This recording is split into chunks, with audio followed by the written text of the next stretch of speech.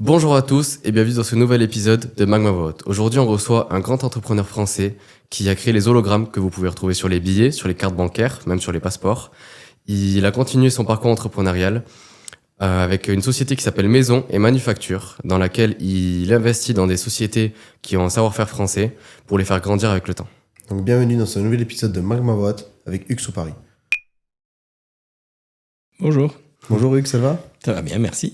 On va un petit peu retracer votre vie du coup. Donc de la naissance à aujourd'hui, ce que vous avez fait dans toute votre vie.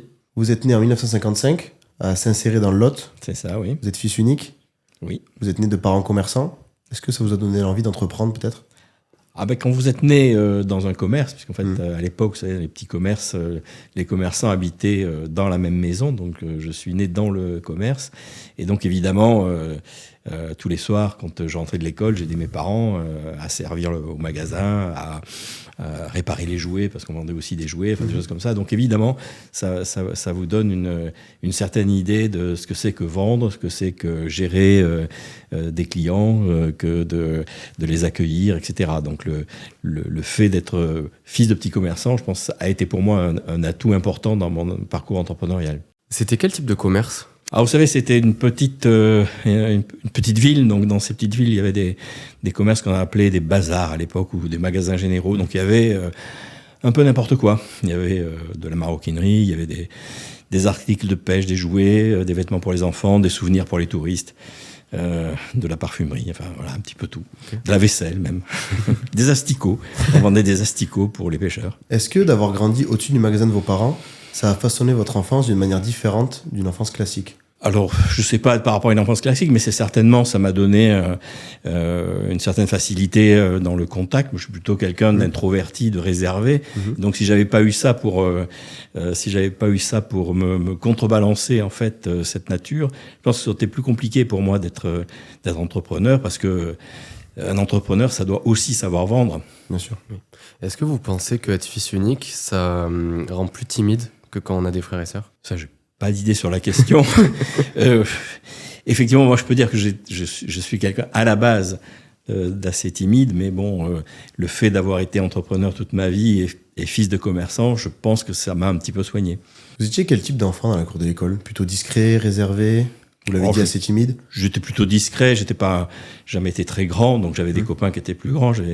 C'était dans le sud-ouest, donc on faisait du rugby, et donc j'étais pas le meilleur au rugby. Je me faisais souvent renverser, taper dessus, donc ça n'a pas été trop ma tasse de thé, le rugby, à cause de ça, parce que j'étais un petit peu chétif par rapport à certains autres. J'avais un copain notamment qui était dans ma classe et qui est devenu international de rugby, donc si vous voulez... il y avait une petite différence en fait de stature et donc si j'étais pas content après lui et que lui était pas content après moi, en général, même si je résistais, ça a été compliqué.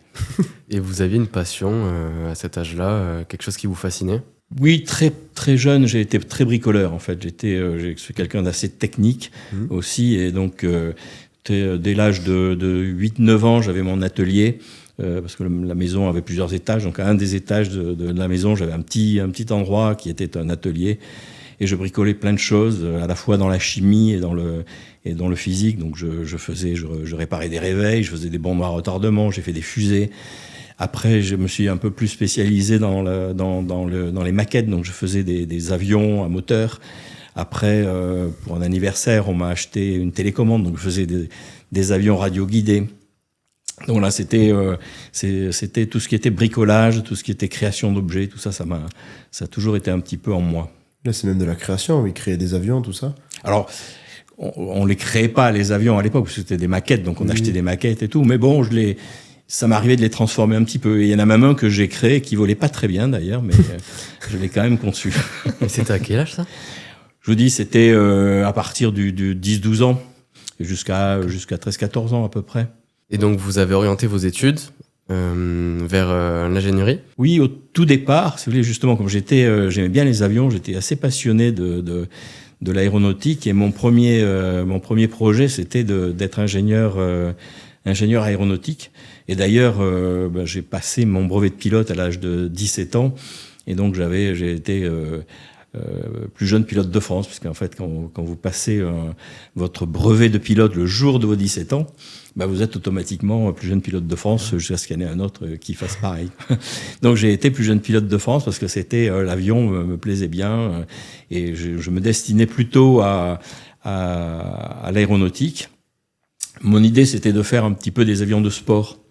Donc à l'époque, si vous voulez, les ULM, ça n'existait pas encore, c'était pas encore, ça se trouvait pas. Et moi, c'était un petit peu ça mes idées. Je matérialisais pas par le fait que ça allait s'appeler un ULM parce que ça n'existait pas, mais pour moi, c'était un petit peu ça l'idée d'avoir des petits avions très légers, très bon marché pour que tout le monde puisse s'amuser avec.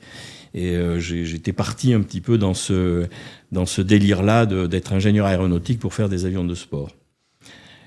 Et puis il se trouve que comme les concours sont ce qu'ils sont, j'ai raté le concours de Supaéro, et donc je me suis retrouvé dans une école plus généraliste qui s'appelait Centrale Marseille. Et donc là, je suis ouvert à plein d'autres choses et ça, le côté passion de l'aéronautique m'est un petit peu passé pour être un peu plus touche à tout, on va dire. Et est-ce qu'il y avait un écart avec les autres élèves de votre classe? Parce que 10-12 ans, c'est plus un âge où on fait des avions en papier quoi, que des maquettes, quand même. Bon, j'étais pas tout seul, on a été 2-3 dans la bande, on s'amusait à ce genre de choses. J'avais un copain qui me suivait là-dedans et qui faisait aussi des expériences avec moi. Non, c'était, enfin, ça faisait. Alors, j'ai eu dans mon parcours scolaire un instituteur qui a été assez inspirant et qui faisait en fait tout ce qui était technique et sciences de la nature. Et en fait, comme lui, il était passionné de ça, en fait, pendant toute mon école primaire, il se chargeait de ces matières-là.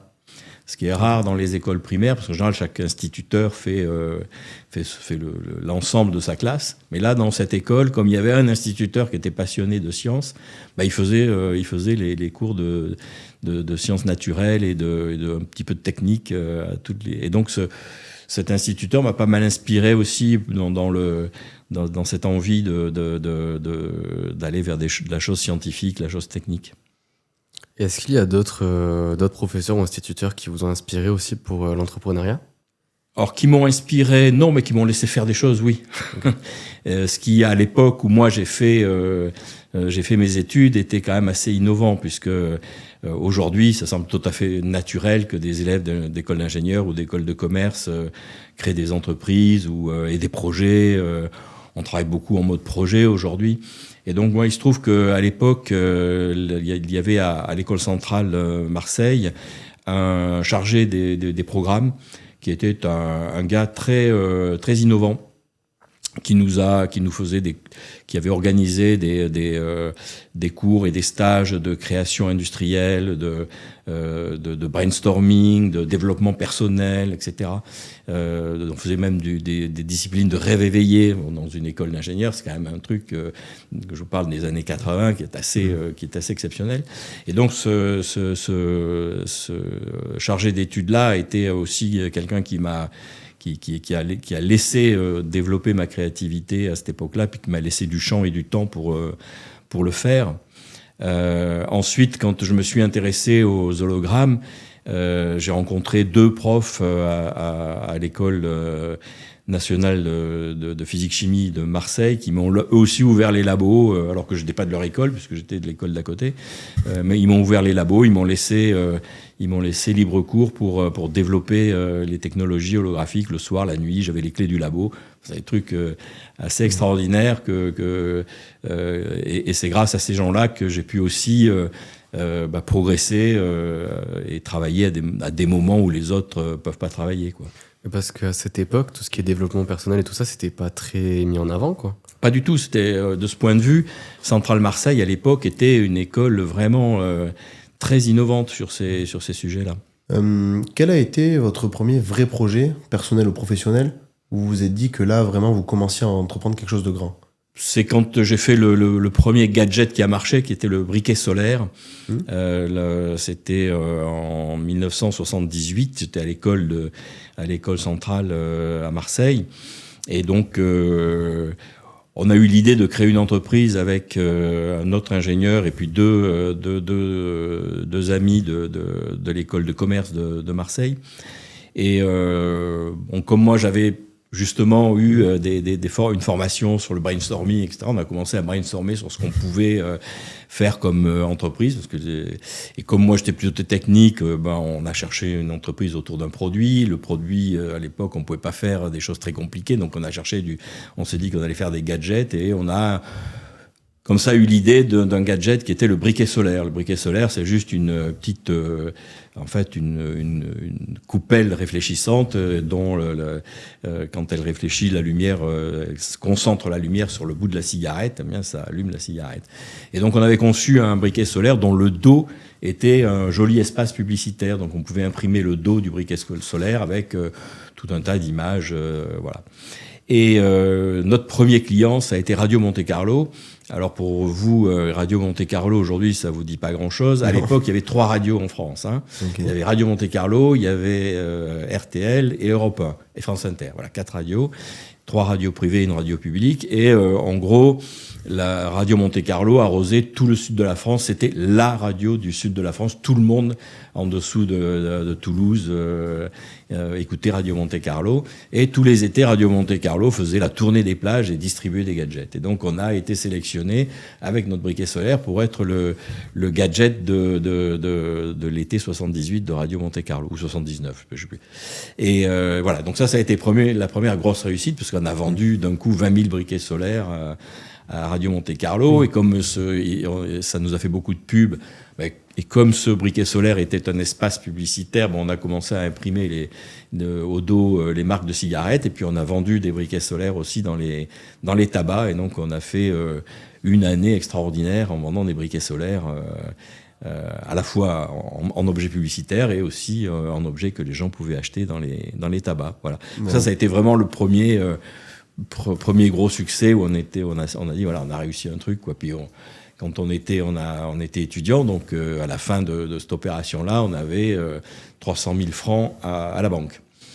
Ce qui, aujourd'hui, si vous le divisez par 6 ou 50, ça fait pas beaucoup d'argent, mais il faut savoir qu'à l'époque, le SMIC était à 1 500 francs, et donc ça représente à peu près 300 000 euros en francs courants, quoi, enfin en euros courants. C'est beaucoup d'argent. Donc quand on sort de l'école, c'est pas mal, donc on a pu se projeter, puis on a dit, voilà, maintenant on va continuer à faire de l'entrepreneuriat, et donc on est resté associé avec 2 des 3 autres, et on a créé une entreprise de gadgets et d'objets publicitaires à la sortie de l'école. Voilà. Ça existe encore aujourd'hui ? Non, parce qu'en fait, moi, je l'ai revendue à un moment donné. J'ai revendu mes parts parce que justement, je m'étais intéressé aux hologrammes. Ils trouvaient mes associés commerciaux trouvaient que c'était un sujet un peu trop compliqué. Ils avaient peur de ne pas arriver à vendre ça, donc je leur ai revendu mes parts de la société d'objets publicitaires. Et moi, j'ai lancé mon laboratoire d'holographie à cette époque-là. Et eux, 2 années plus tard, ont revendu en fait la société d'objets publicitaires, et ils ont fait autre chose que de l'entrepreneuriat. À la sortie des écoles, beaucoup hésitent entre le risque ou la sécurité. Comment vous avez fait vos débuts dans la vie professionnelle ? J'ai fait dans mes boîtes, d'abord dans mon entreprise de gadgets, ensuite dans l'entreprise d'holographie.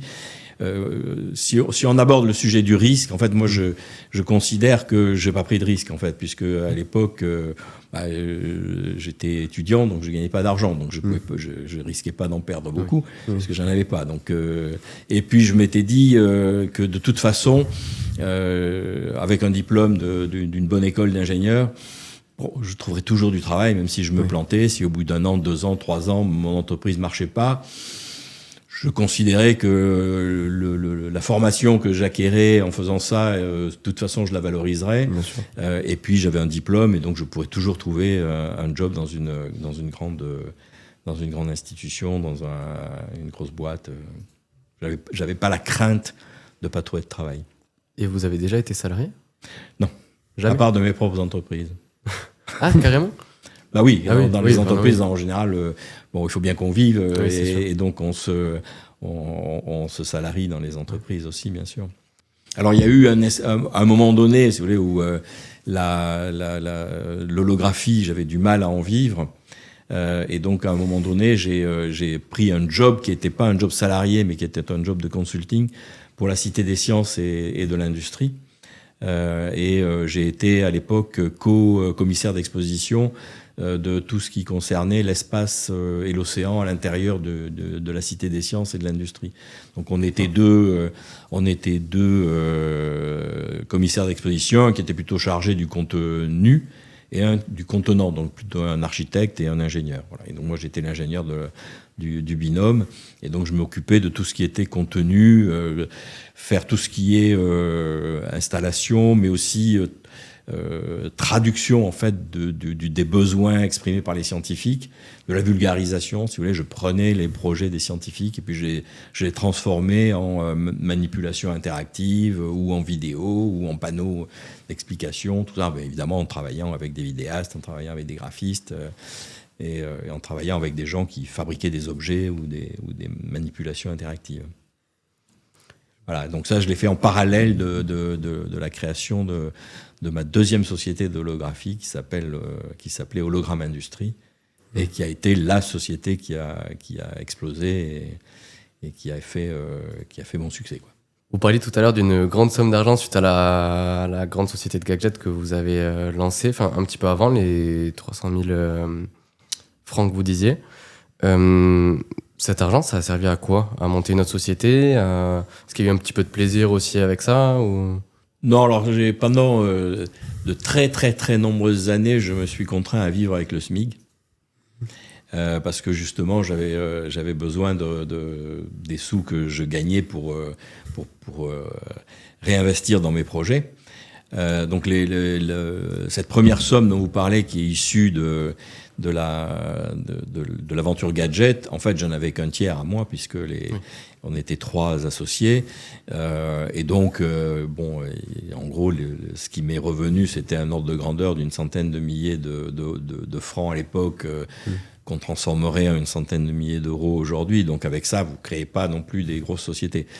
Mais néanmoins, ça fait un apport, et cet apport, je l'ai utilisé pour créer mon premier laboratoire d'holographie, à Marseille toujours. Et là, donc, c'est ce que je vous disais tout à l'heure, ça n'a pas marché suffisamment bien, et c'est pour ça que j'ai été obligé de prendre un job qui, à la base, devait être un job un peu alimentaire pour la Cité des Sciences et de l'Industrie, mais qui aussi était une expérience extraordinaire de créer de toutes pièces un musée scientifique, quoi.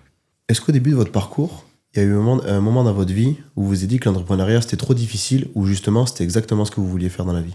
Je me suis jamais posé vraiment la question. En fait, je l'ai toujours fait comme ça. Ouais. La bifurcation qu'il y aurait pu avoir à un moment dans ma vie, c'était le côté artistique, parce que en parallèle de tout ça, j'ai aussi fait une école de mime. Oui. Et j'avais très envie de continuer aussi dans cette direction-là. Alors évidemment, avec le mime, vous pouvez pas imaginer faire une grosse carrière. Et donc, je m'étais dit que peut-être j'aimerais bien faire acteur ou réalisateur de films. J'avais d'ailleurs fait un petit film à une époque qui était un film amateur avec des copains. Et donc, c'est un truc qui aussi me titillait bien. Mais bon, j'étais lancé dans l'entrepreneuriat. Je me suis dit que j'avais plus de chances de réussir en tant qu'entrepreneur qu'en tant qu'acteur ou réalisateur, parce que c'est quand même très compliqué de réussir en tant qu'acteur ou réalisateur. Et j'aurais eu beaucoup de mal à être un acteur de seconde zone. Ouais, plus un acteur. Voilà, je pense que c'est très difficile à vivre quand on est acteur et qu'on a du mal, quoi, qu'on a du mal à trouver les jobs, qu'on a du mal à vivre de son métier. Et il y en a beaucoup comme ça. Et donc, moi, je pense que ça m'aurait pourri la vie. À quel moment dans votre vie l'idée des hologrammes, elle apparaît? Au moment des gadgets, c'est-à-dire que quand ça a fait partie des brainstorming, des idées qui ont tourné. J'ai lu un article, je me souviens, j'ai lu un article dans un magazine qui s'appelait Actuel, qui n'existe plus, je crois, aujourd'hui, qui a été créé par un monsieur qui a créé Radio Nova, À l'époque, il y avait Radio Nova et Actuel, c'était la même boutique. Et dans ce magazine, il parlait à peu près de n'importe quoi. Et donc, à un moment donné, il y a eu un article sur une équipe qui était du côté de Metz et qui faisait des grands hologrammes publicitaires. Alors, des grands hologrammes, c'est 1 mètre carré, hein, c'était déjà grand. Et il parlait des hologrammes et donc de ces images qui étaient projetées en dehors de leur plan, etc. Et moi, j'ai dit, tiens, ça, si je fais ça en tout petit, ça va faire des jolis gadgets. Et j'ai commencé à m'intéresser au sujet. Et c'est là que en m'intéressant au sujet, que j'ai rencontré les profs de l'école il y avait un prof de chimie, un prof d'optique à l'école nationale supérieure de physique de Marseille. Et c'est avec eux que j'ai fait mes premiers pas de recherche sur les hologrammes, et ensuite ça a duré entre 6 mois et 1 an de recherche dans les labos avant de pouvoir sortir les premiers objets commercialisables. Donc c'est ça qui vous a penché vers cette technologie en particulier? C'est ça, parce que j'envisageais ça comme un potentiel gadget, et puis ensuite en les faisant plus grands, comme des objets de PLV par exemple. Et quand j'ai démarré Hologramme Industrie d'ailleurs, c'était ça l'objectif essentiel. C'était pas les hologrammes de sécurité, c'était les hologrammes publicitaires, les hologrammes d'exposition. On a travaillé même avec des artistes à l'époque pour faire des beaux hologrammes qu'on imaginait pouvoir être des objets de décoration, etc. Et c'est ensuite petit à petit que le métier a pivoté vers, qui a censé diversifier, puis ensuite spécialiser dans les hologrammes de sécurité. Et comment cette entreprise elle a évolué dans le temps? Eh bien, elle a été créée au tout départ en 1984. De 84 à 86, je faisais Hologramme Industrie et la Cité des Sciences et de l'Industrie en parallèle. Donc, en gros, je faisais les expos et les réunions avec la Cité des Sciences la journée, et puis je bossais le soir et le week-end sur les hologrammes, au moment où la première tranche de la Cité des Sciences a ouvert en 1986. Et là, j'ai démissionné du truc. Je leur ai dit, maintenant, moi, ça m'intéresse pas de toute façon d'être un exploitant dans un musée. Donc, je me concentre sur mon activité d'hologramme. En plus, ça m'avait permis quand même, comme à l'époque j'avais un salaire, si vous voulez, je touchais des émoluments de consultant ingénieur, et je vivais toujours avec le SMIC, donc je réussissais à me faire une petite pelote qui m'a permis donc de bien lancer l'activité hologramme à partir de 86. Et donc à partir de 86, on a fait surtout des grands hologrammes, pareil, pour des expositions, etc. Le travail avec la Cité des Sciences m'avait donné aussi un petit réseau de connaissances dans ce domaine, et donc j'ai pu vendre des hologrammes pour des grandes entreprises, pour des gens qui faisaient des expos, pour des artistes, etc. Et puis petit à petit, on a cherché, à l'époque j'avais un associé ingénieur, et on a cherché à réduire en fait ces hologrammes pour les mettre sur des objets publicitaires ou sur des couvertures de magazines, et donc les dupliquer en grande série. Et c'est cette duplication, ce savoir-faire de la duplication en grande série qui nous a amené à la diversification sur l'utilisation des hologrammes comme élément de sécurité, puisque un hologramme, si vous voulez, ça a une propriété collatérale qui est que les couleurs ne sont pas fixes. Oui. Et à partir du moment où les couleurs ne sont pas fixes, on appelle ça des couleurs variables, eh bien, ce sont des couleurs qui ne s'impriment pas, qui ne se scannent pas. Parce que l'impression et toutes les technologies de scan, d'impression, de photocopieur couleur, tout ce que vous voulez, ça dépose des pigments. Les pigments, c'est pas variable, c'est fixe, et donc ça n'a rien à voir en fait en termes d'effet visuel avec un hologramme. Et c'est pour ça que l'hologramme, provoquant cet effet visuel anormal, est un élément de sécurité, puisqu'il ne s'imprime pas, il ne se duplique pas par les techniques traditionnelles. Voilà. Et donc, c'est ça qui a fait démarrer les hologrammes, parce qu'on est arrivé au moment justement où il y avait des scanners, où il y avait des photocopieurs couleurs, et où c'est devenu de plus en plus facile de contrefaire un document. Et donc, ça a été la concomitance, si vous voulez, entre le développement de cette technologie-là et un problème qui survenait sur le marché à cause du développement technologique des instruments numériques. Et donc vous étiez les premiers dans le monde à créer ce système de sécurité. J'étais parmi les pionniers dans le monde. J'étais pas le D'accord. premier. J'étais parmi vraiment les pionniers à développer les hologrammes en grande série. Les premiers qui ont eu l'idée d'utiliser un hologramme comme un élément de sécurité, c'est un Américain. À la base, son idée, c'était de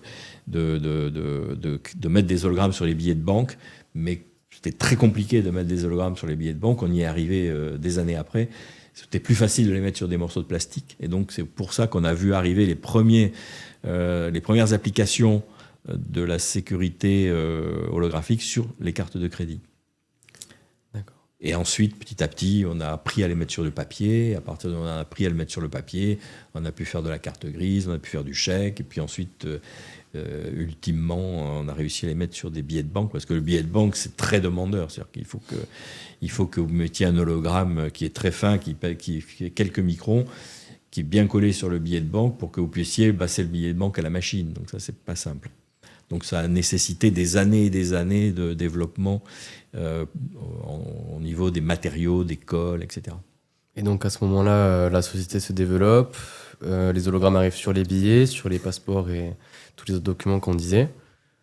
Comment ça se passe par la suite, l'évolution de la société qui grandit de plus en plus ? Ça, c'est le côté sympa de l'entrepreneuriat. C'est quand vous commencez à avoir suffisamment de moyens pour financer des projets un peu fous, quoi. On a commencé, on avait un petit atelier de 200 mètres carrés. Quand j'ai revendu mon affaire, on avait 15 000 mètres carrés d'ateliers, de laboratoires en France, plus 7000 mètres carrés aux États-Unis, plus un laboratoire de recherche en Allemagne, plus une petite usine qui fabriquait des imprimantes pour les passeports en Allemagne, plus on s'était développé aussi dans le digital. On avait une petite entreprise qui faisait du digital en Hollande pour faire de la reconnaissance d'authenticité de documents. Donc tout ça, c'est vraiment des années super sympas où les choses, où vous faites de la croissance et vous pouvez embaucher des gens nouveaux, vous pouvez au fur et à mesure mettre les gens là où ils sont bons.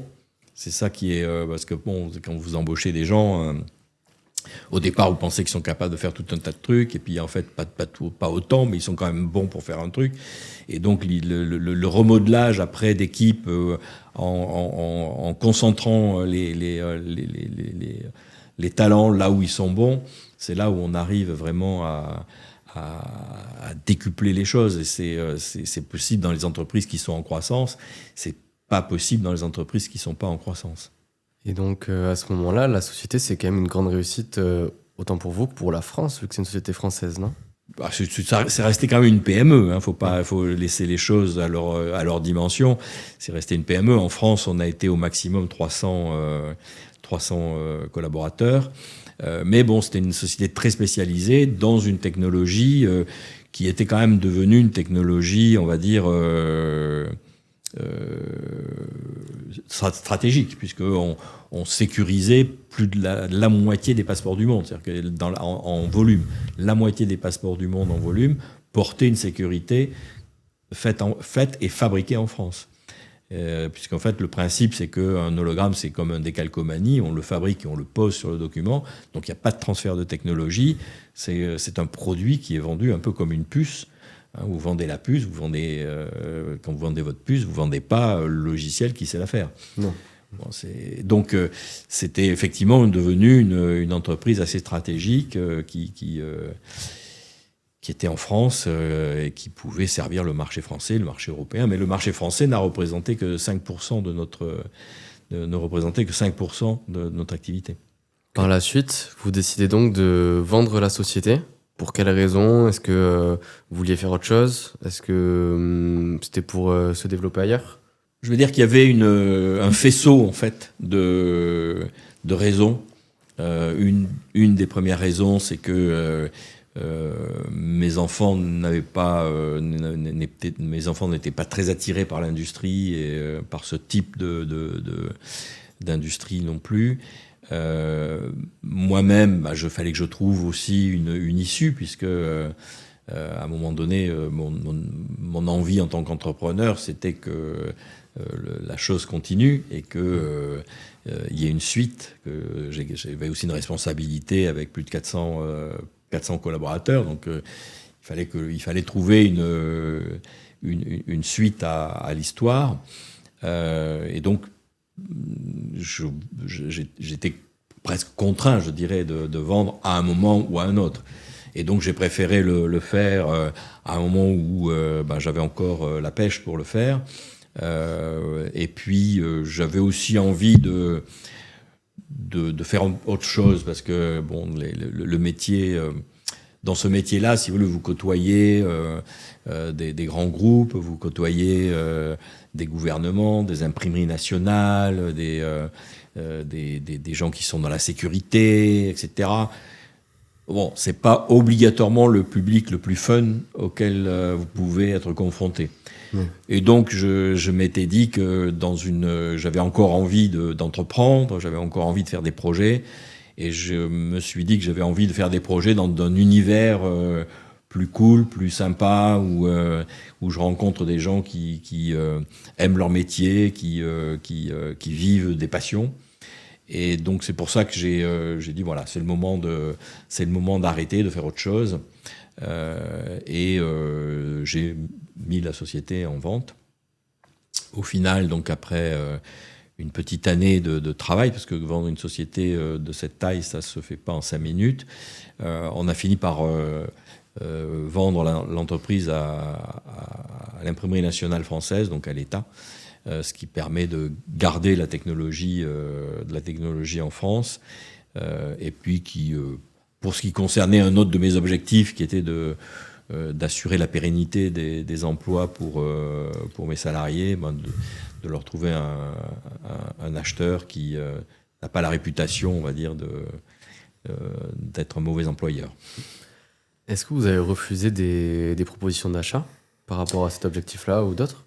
Bien, écoutez, effectivement, quand vous mettez une entreprise en vente, l'objectif des gens qui vous aident à le faire, parce qu'on ne fait pas ça tout seul, c'est de vous proposer plusieurs acheteurs et de les mettre un peu en compétition pour essayer de sortir le prix juste. En fait, on dit toujours que un objet n'a un prix que n'a de prix que ce qu'on peut le vendre pour. Donc, si vous ne trouvez pas d'acheteur en face pour un certain prix, ça veut dire que ce n'est pas ce prix-là. Et donc, trouver le bon prix pour une entreprise, c'est en général le résultat d'une petite mise en compétition. Et donc là, il y a eu une mise en compétition. On a eu un certain nombre d'acheteurs, dont 3 qui étaient en finale pour l'achat. 2 étrangers et un Français. Et donc, on a à la fin sélectionné l'imprimerie nationale, essentiellement pour les raisons dont je vous ai parlé, qui était d'avoir un cocon de sécurité pour mes salariés et de garder la technologie le plus française possible. Par la suite, vous décidez d'investir dans des maisons qui ont un savoir-faire français. Quelles sont ces maisons ? Pour quelles raisons vous orientez vers ce projet-là ? Alors, l'idée, c'est d'être toujours entrepreneur et puis, comme je vous disais tout à l'heure, de travailler dans un milieu où les gens aiment ce qu'ils font, les gens sont passionnés par leur métier. Je voulais aussi quelque chose de simple, parce que j'avais passé toute ma vie dans du très hard-tech, parce que les hologrammes, on parle toujours de la tech avec le digital, etc. Je peux vous garantir que quand on fait de la tech du type optique, mécanique, etc., c'est beaucoup plus technologique que le digital, parce que j'avais une société qui faisait du digital aussi, donc je peux faire la différence. Et la vraie technologie, le vrai hard tech, c'est quand vous touchez aussi le hard. C'est-à-dire que dans le digital, ce qui est compliqué, évidemment, les logiciels, tout ça, c'est compliqué, mais bon, c'est tranquille, ça se fait derrière un bureau, devant son ordinateur, etc. On ne transpire pas tous les jours. quand vous devez faire les puces, quand vous devez faire les ordinateurs eux-mêmes, ça nécessite déjà de bien comprendre ce qui va s'y passer dedans, mais ça nécessite aussi de savoir maîtriser la matière, de savoir maîtriser la physique, de savoir maîtriser la chimie. Et donc, c'est une combinaison de technologies qui est incroyable. Et donc, j'avais passé ma vie donc, à avoir des grosses difficultés techniques et à résoudre des problèmes technologiques. J'avais passé mon temps aussi avec des environnements de clients qui n'étaient pas des plus fun. Et donc, c'est pour ça que je me suis tourné vers des choses simples. Je me suis dit, voilà, je vais créer un groupe qui va réunir des entreprises françaises qui ont un véritable savoir-faire et puis qui sont dans des choses très simples qui se consomment ou qui se portent. Et ça, c'est simple, c'est facile à comprendre. On sait ce qu'on fait, on sait ce qu'on porte, on sait ce qu'on mange, on sait ce qu'on boit. Et donc, le concept est simple. Et les gens sont passionnés, il y a beaucoup de créativité, ce qui était important pour moi aussi, de rester dans un univers où il y a de la création. Et donc les 3 entreprises que j'ai reprises pour l'instant, il y a une qui fait des montres, il y en a une qui fait de la petite maroquinerie, des ceintures, et une 3e qui fait de la distillation, qui fait des spiritueux, et qui par ailleurs a un vignoble où il y a moins de possibilités de faire de la création, mais néanmoins ça reste un métier de création, puisque quand vous assemblez un vin, c'est le maître de chez qui met sa patte dans cet assemblage, qui décide comment il va le faire vieillir, etc. Et donc il y a toute une part de création, de patte créative dans le vin aussi. Et il y a tout l'univers qui est à créer autour, qu'il faut transférer aux gens, toute la partie marketing, l'histoire qu'on raconte, mais qui est basée vraiment sur la vraie histoire. C'est-à-dire que c'est ça aussi qui m'intéresse, c'est de magnifier les histoires, mais des vraies histoires. Pas d'inventer une marque qui sort de nulle part et qui est une marque purement marketing. Moi, ce qui m'intéresse, c'est de raconter la vraie histoire des gens qui fabriquent et qui sont intéressés par leurs produits, qui sont passionnés par leurs produits, par leur savoir-faire. Justement, on va se concentrer un petit peu sur cette maison qui est Brana.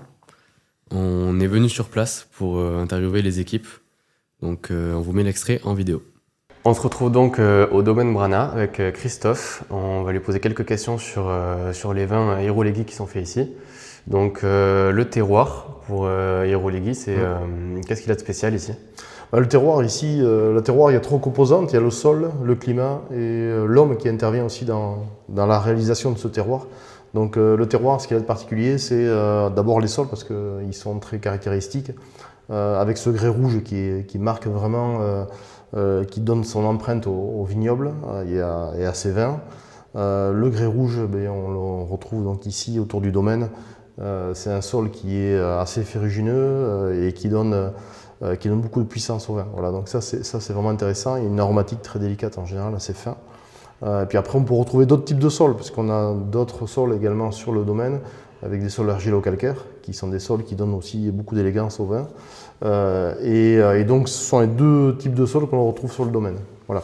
Et ensuite, effectivement, la climatologie joue un rôle très important, puisqu'on est influencé par le climat océanique, donc on a effectivement des précipitations qui sont plutôt, on va dire, hivernales, automnales, mais on se retrouve quand même avec une climatologie assez particulière qui permet à la vigne à la fois de se développer, mais aussi c'est un élément à prendre en compte pour la protection du vignoble par rapport aux maladies en particulier.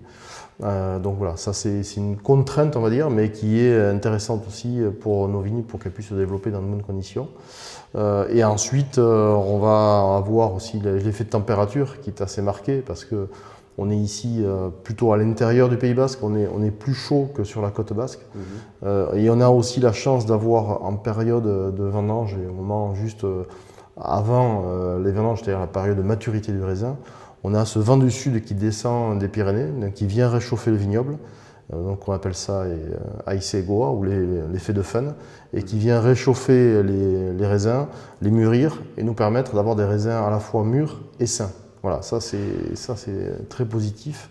Et donc tous ces éléments-là sont les composantes du terroir, avec aussi l'intervention humaine, c'est lui qui a décidé de faire des terrasses, comme on a pu le voir tout à l'heure, où on a planté la vigne sous forme d'escalier un peu.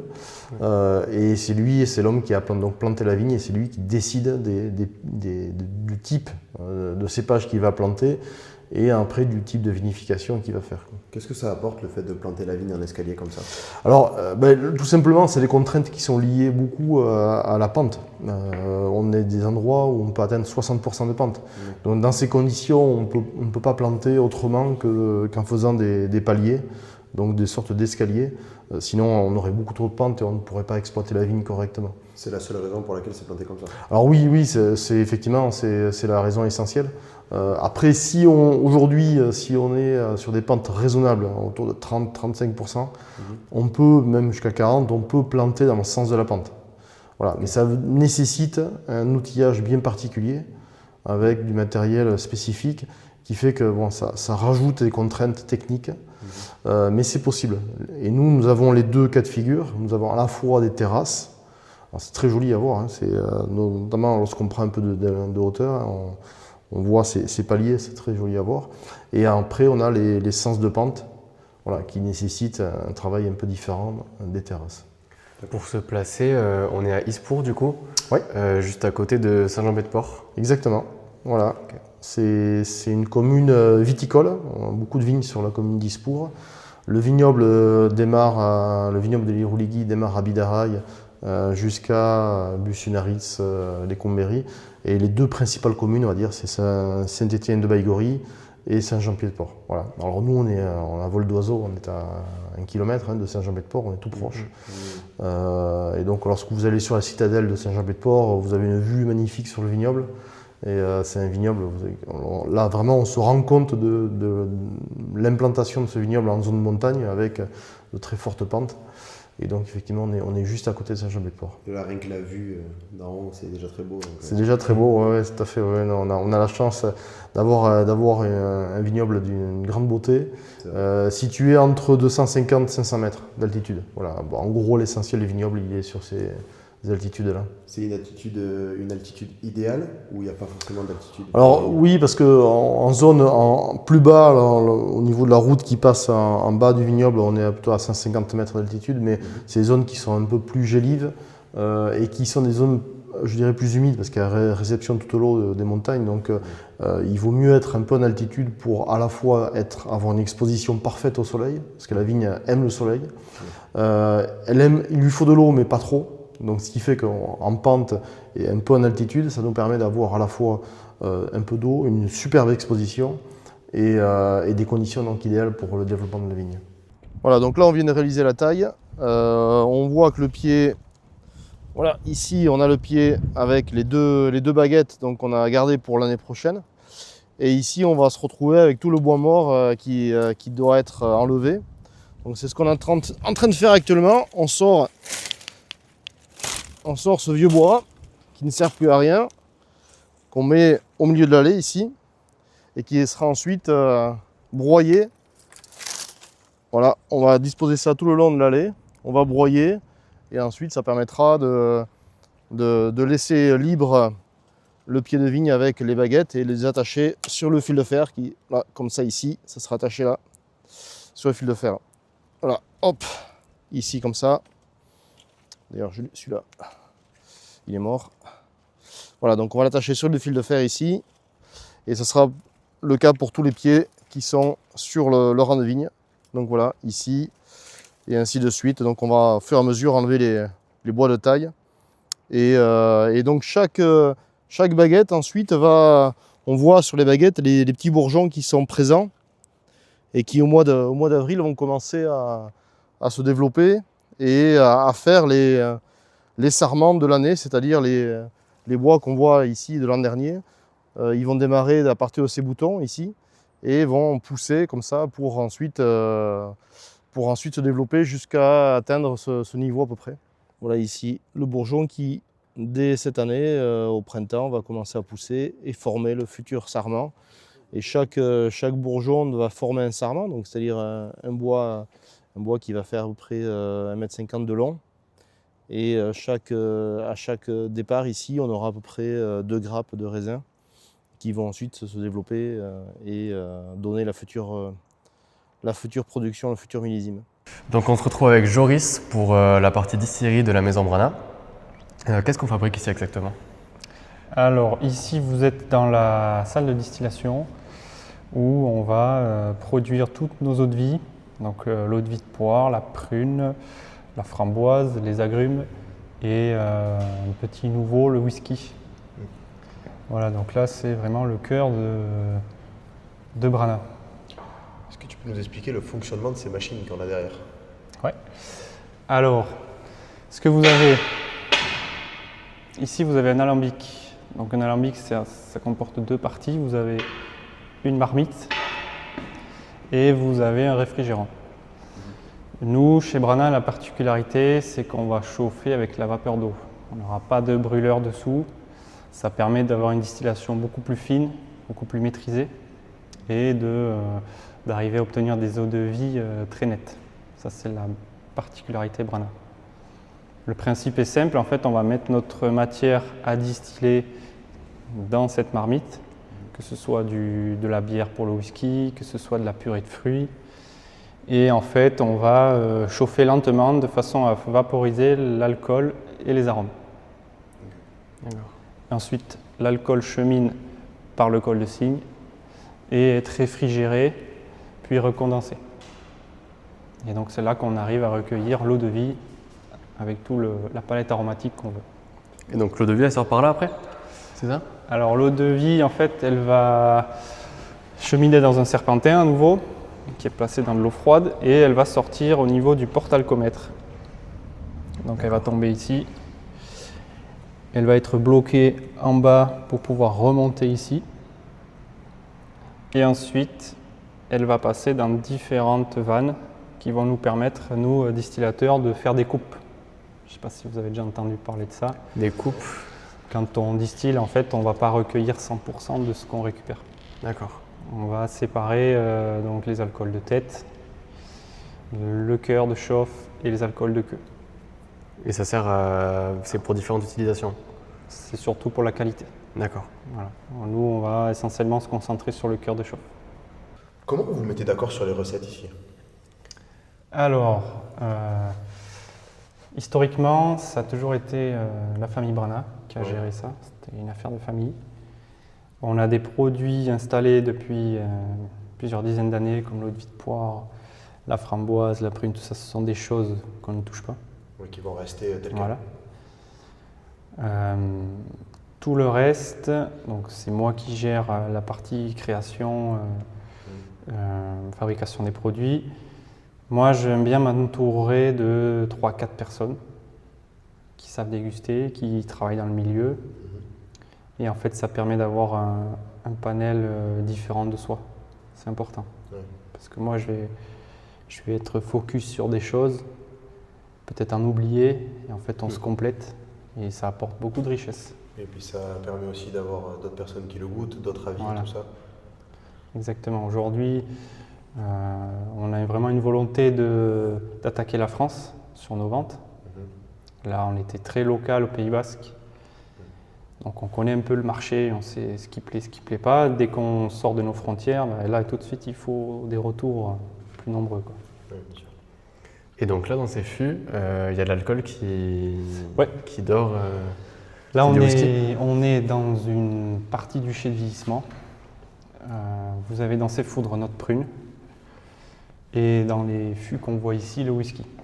D'accord. C'est des fûts plus petits pour le whisky alors? Voilà, le whisky va vieillir dans des fûts plus petits parce qu'on veut plus d'interaction entre le bois, l'oxygène et le whisky. D'accord. On veut plus d'échanges. Tandis que la prune, elle va vieillir plus longtemps et on va vouloir garder la fraîcheur du fruit, donc on va limiter l'apport du bois, mais on veut quand même une oxydation lente. Donc c'est pour ça qu'on va utiliser ces gros foudres. D'accord. Et l'avenir de la maison Brana, du coup, pour la partie distillerie? L'avenir, ça va être confirmer nos produits ancestraux, voilà. Stabiliser les ventes, la qualité, faire la passation avec le changement de propriétaire, parce qu'il y a eu cette étape importante aussi. Oui. Voilà.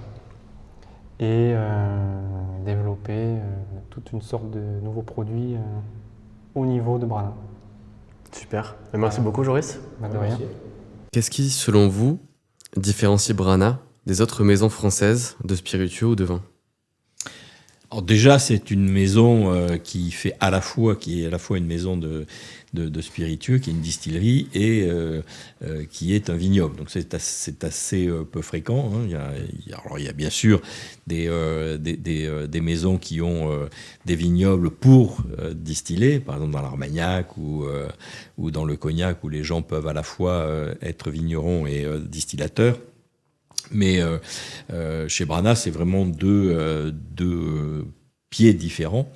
Ce qui différencie Brana, je pense que c'est l'esprit entrepreneurial des Brana, parce qu'en fait, la maison Brana a été modelée par la famille Brana, bien sûr, et cette famille a une vraie histoire à la fois de travail, de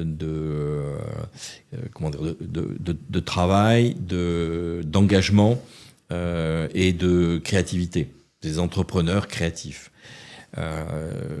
Le père de Martine et Jean, ça a été lui qui à un moment donné a dit ben voilà, toute ma famille jusque-là était distributeur de vin, ben moi et de spiritueux, et ben moi je vais faire mes spiritueux. Donc il a eu cette démarche d'aller voir.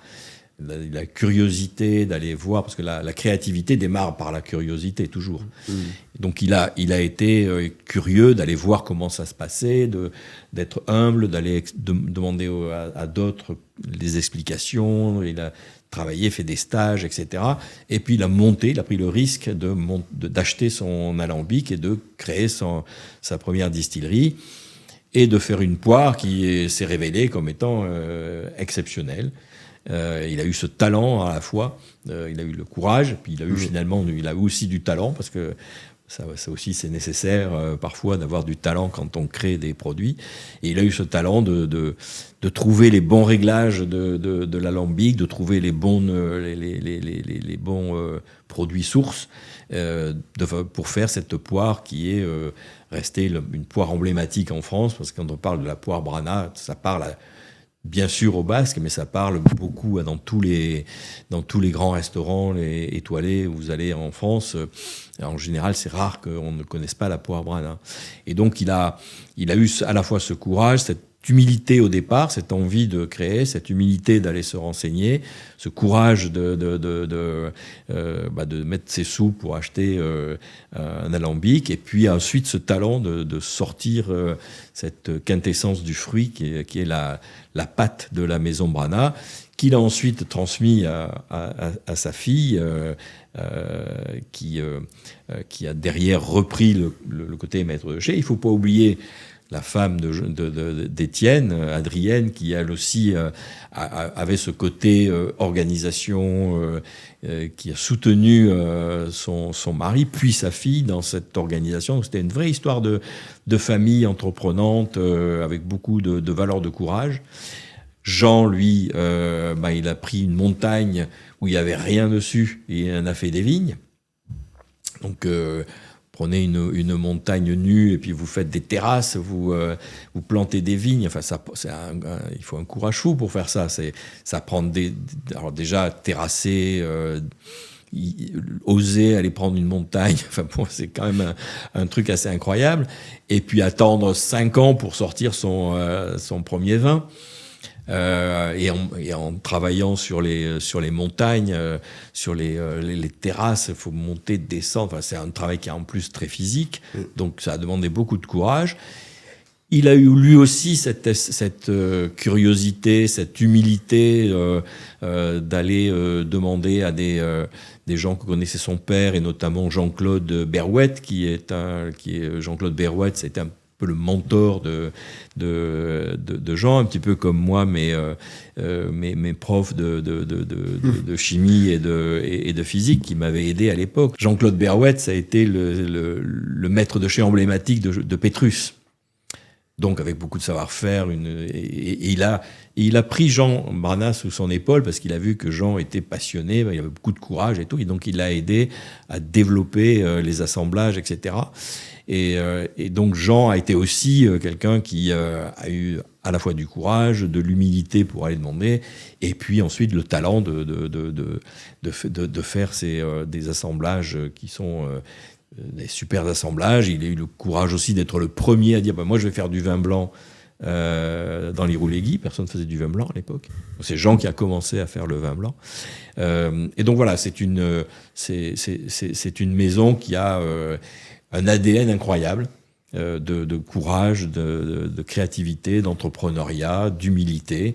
Et moi, mon rôle aujourd'hui, c'est de perpétrer cette maison avec cet ADN-là, et puis d'essayer de l'amener au-delà du Pays Basque, puisque la maison est un peu connue en France, mais surtout dans des milieux, on va dire, de la haute gastronomie. Et moi, mon idée, c'est qu'elle mérite, cette maison, d'être connue en dehors de microcosmes de la haute gastronomie, et tout le monde devrait pouvoir connaître la maison Brana et apprécier à la fois les bons vins qui y sont faits et les eaux de vie extraordinaires que la famille Brana a développé et qu'on continue à développer. C'est aussi une histoire de transmission, parce qu'il faut toujours transmettre, comme moi j'ai transmis mon entreprise. Il faut aussi transmettre, et aujourd'hui donc on a un nouveau vigneron, on a un jeune maître de chai à la distillerie qui développe, qui a pris le virus et qui développe des nouveaux produits aussi. On vient de sortir un pastis incroyable. Cette année, on met sur le marché des vermouths qui sont aussi incroyables. Le pastis au piment d'Espelette. Pastis avec un petit peu de piment d'Espelette, effectivement, dedans, pour une petite touche arrière qui est extrêmement sympathique. Que tout le monde, franchement, à chaque fois qu'on le fait déguster, ce pastis, tout le monde le trouve extraordinaire. Oui. Et vous allez voir les vermouths qui sortent dans les semaines qui viennent. Là aussi, c'est une touche vraiment extraordinaire. Et on a une équipe qui a réussi justement cette mutation de prendre l'ADN et puis avec le même ADN, le même courage, la même créativité, sortir des nouveaux produits qui sont dans la continuité qualitative et gustative de Brana. À quoi ressemble le futur idéal du coup pour Brana ? J'espère que c'est celui qui commence à arriver. Le futur idéal, ça serait de continuer à être une maison de référence ici au Pays Basque, continuer à avoir cette relation particulière avec le pays, rester l'emblème du Pays Basque, puisque alors, je ne parle pas que du vin là, mais l'Irouléguy c'est quand même le vin du Pays Basque. Maintenant Jean a été le premier vigneron indépendant. Maintenant, on est une vingtaine de vignerons indépendants. Donc, c'est aussi quelque part une responsabilité de garder, de rester un pionnier dans l'appellation. Moi, ce que j'aimerais, c'est que l'appellation soit un peu plus organisée que par exemple, aucun des vignerons basques quasiment dans la même bouteille. Alors que c'est un tout petit vignoble. On est peu connu en France, et donc la première chose qui pourrait arriver de bien au vin d'Irouléguy et à Brana en particulier, c'est d'être reconnu comme un très bon vin dans la France entière. Et donc l'idée, ça serait plus de faire de la promotion sur l'Irouléguy, de faire connaître l'Irouléguy, et par mesure par contre-coup, faire connaître évidemment Brana et les autres vignerons indépendants, parce que si l'Irouléguy a beaucoup de succès, comme c'est un tout petit terroir, personne ne va se disputer parce que tout le monde n'aura pas assez de vin. Donc tout le monde sera content de vendre toute sa production. Pour moi, c'est ça le futur de l'Irouléguy, c'est de s'imposer comme un très bon vin local, comme le vin basque de référence, et d'avoir tellement de succès que y a plus assez plus personne n'a assez de vin, on est tous en train de faire des allocations. Ça serait le bon futur pour la partie vignoble. Pour la partie